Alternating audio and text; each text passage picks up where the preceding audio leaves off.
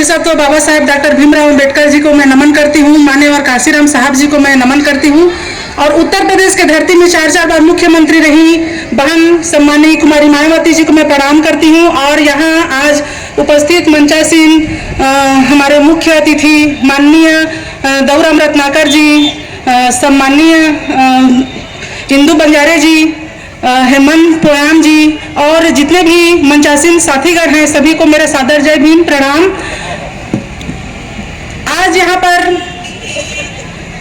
बलौदा बाजार में एक बहुत ही ऐतिहासिक कार्यक्रम बहुजन समाज पार्टी के तत्वाधान में हो रहा है।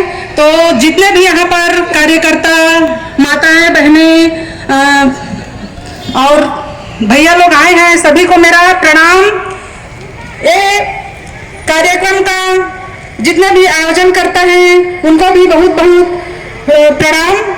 और सीधीत लहरी जी की टीम जिन्होंने गांव-गांव जाकर पूरा बहुजन समाज को जगाने के लिए जागृति जत्था के माध्यम से अपना कार्यक्रम आयोजित कर रहे हैं, उनको भी बहुत बहुत धन्यवाद।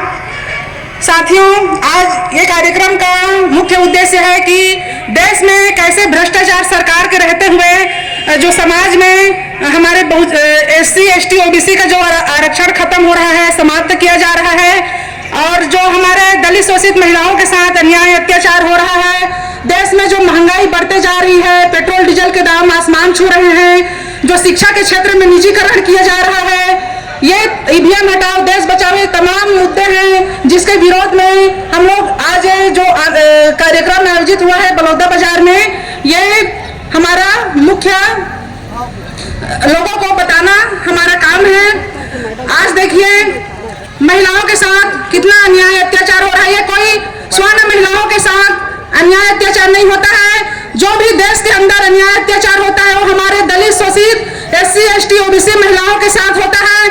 और हम जगह जगह न्याय मांगने के लिए जाते हैं लेकिन हमें कहीं भी न्याय नहीं मिलता है। इसके लिए हम चाहे धरना निकालते हैं, रोड प्रदर्शन करते हैं, तो भी हमारी आवाज जो सरकार शासन सत्ता में बैठे हैं उन लोग अनदेखा कर देते हैं। इसलिए मान्यवर काशीराम साहब जी ने कहा है, जो कौम अपना इतिहास नहीं जानती है वो कभी क्रांति नहीं कर सकती है, और जो कभी क्रांति नहीं कर सकती वो कभी शासन सत्ता में नहीं पहुंच सकता है। और इसीलिए जो उनकी माताएं बहनें बहू हैं उनके साथ अन्याय अत्याचार होता है और वो जगह जगह दर दर न्याय के लिए भटकते हैं। इसलिए मान्यवर साहब जी कहते हैं आपको शासन सत्ता तक पहुंचना है, और जो शासन सत्ता में नहीं पहुंचता है उसका अभी देख लीजिए, अभी 74 साल हो गया है जो भाजपा सरकार, कांग्रेस सरकार, क्या हम लोग को पूर्ण आजादी मिली है? नहीं मिली है। हमारे जो आरक्षण है ये सब समाप्त किए जा रहे हैं।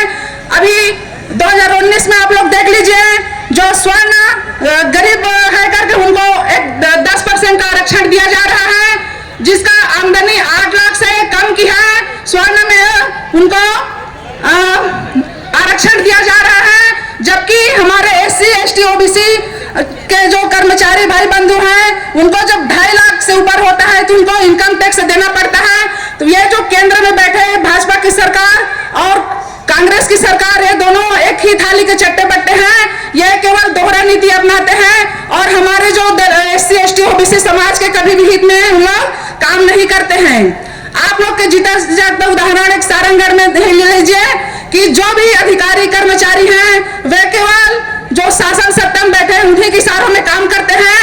वहां पर मैं अपने मांगों के लिए वहां पर गई, जबकि मैं बहुजन समाज पार्टी की कार्यवाहक अध्यक्ष हूँ। उसके साथ वहां पर अन्याय अत्याचार किया गया, उनकी मांगों को सुना नहीं गया।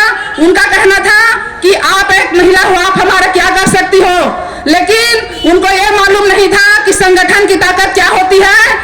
जब हम लोग का जो रैली हुआ 23 फरवरी को अभी धरना प्रदर्शन किए, उसमें उनको उस अधिकारी को 3 दिन की छुट्टी लेकर वहां से भागना पड़ा था।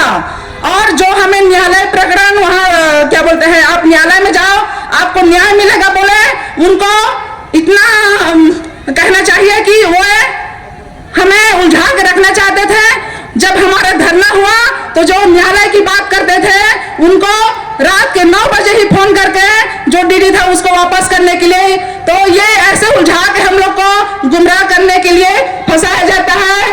तो मैं आप सभी साथियों से, माताएं बहनों से बोलना चाहती हूँ कि संगठन में वो को शक्ति होती है कि अच्छे अच्छे मनुवादी लोग को झुकना पड़ता है संगठन के सामने। माननीय और काशीराम साहब जी ने इसीलिए हमें बहुजन समाज जो SC ST OBC का अपना बहुजन समाज पार्टी बना कर दिया है, और हमें इसी अपना जो पार्टी है उसी के अनुरूप, उसी के बैनर तले हमें काम करना चाहिए। खास करके आज ये महिला सम्मेलन बलौदा बाजार में आयोजित है, तो मैं माताओं बहनों से कहना चाहती हूँ कि बाबा साहब ने हम महिलाओं के लिए हिंदू कोड बिल लाकर हम महिलाओं को बहुत सारे अधिकार दिए हैं। पिता के संपत्ति में बेटी को अधिकार मिला है, पति के संपत्ति में बेटी को अधिकार मिला है, और जो दत्तक पुत्र रखते हैं उसका भी अधिकार बाबा साहब की ही बदौलत है। जो नौकरी में हमें जो आरक्षण मिलता है, तो मैं आप माता बहनों से मैं बोलना चाहती हूँ कि जो 10 मान लीजिए 10 पद अगर निकलता है, अगर उसमें से 4 पद महिलाओं के लिए रहता है, लेकिन जो 6 पद बचे रहता है उसमें भी कोई पुरुष के बराबर मतलब महिला भी उस पद में आरक्षित सीट में जा सकती है।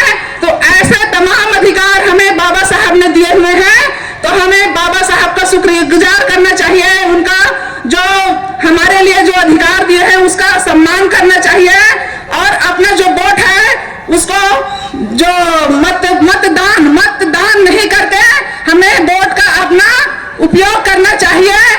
और जो आने वाला 2023 है उसमें हमें अपना वोट का सही उपयोग करना है, और जो मनुवादी पार्टी है उनको ये बताना है कि हमारी बहुजन समाज पार्टी अब जो 70 साल से हमें गुलाम की जिंदगी जीने पे मजबूर हुए थे, अब हमारी जो पार्टी अगर शासन सत्ता में भी नहीं पहुंचती है तो हमारे पार्टी जो बहुजन समाज पार्टी के बगैर सरकार भी नहीं बन सकती।